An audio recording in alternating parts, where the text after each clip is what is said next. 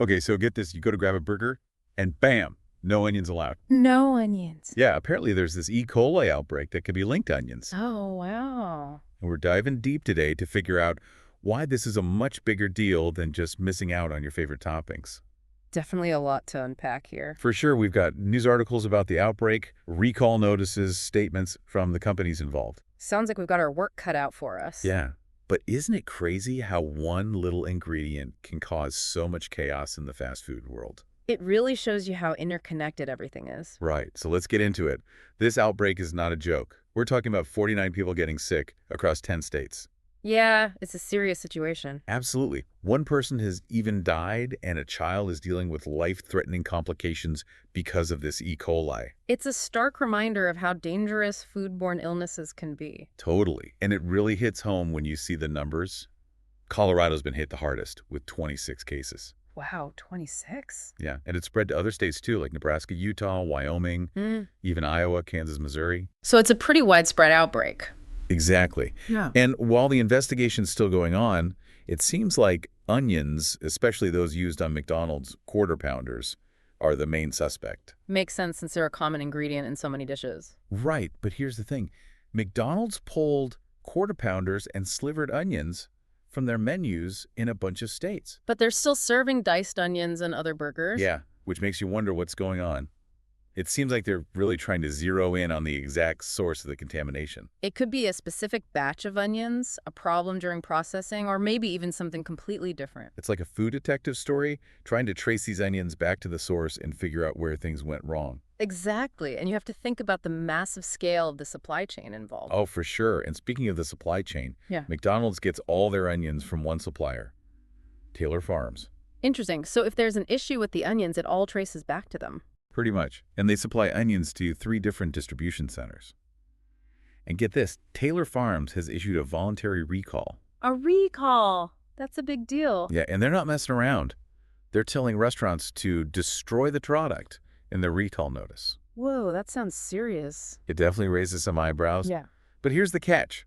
Taylor Farms says they haven't actually found any E. coli in their onions. Wait, so why a recall if their onions are supposedly fine? That's the million-dollar question.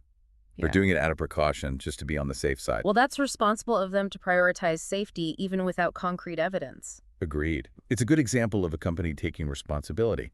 But it also makes you wonder, if it's not the onions from Taylor Farms, what else could it be?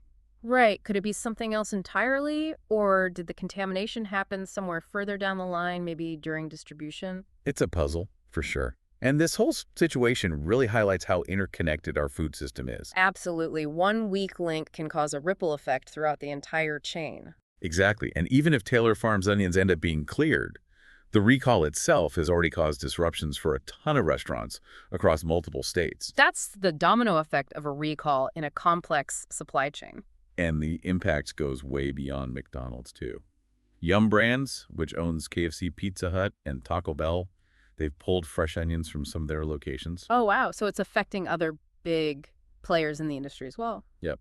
And Restaurant Brands International, which owns Burger King, they're doing the same. So it's a pretty widespread precaution being taken by these companies. Seems like they're focusing on locations that might have gotten onions from the same distribution centers as McDonald's, trying to contain the potential spread. It's a smart strategy to balance caution with minimizing disruptions to their operations. Yeah, trying to find that sweet spot. I actually read that a Burger King manager in Colorado said onions are off the menu for the foreseeable future. Wow, that really highlights the uncertainty surrounding the whole situation. Yeah, and when something as basic as onions becomes a potential health hazard, it makes people think twice about where their food comes from. Absolutely. It can shake consumer confidence in the safety and reliability of the entire food system. And then there's the financial side of things, too. These companies are losing money from pulled products, wasted food, and the possibility of lawsuits from people who got sick. It's a huge financial burden on top of the public health concerns. No doubt. Huh. So, regardless of where this outbreak originated, it really exposes the fragility of our food systems. It's a wake-up call reminding us that the journey from farm to table is long and complex with many opportunities for things to go wrong. Totally.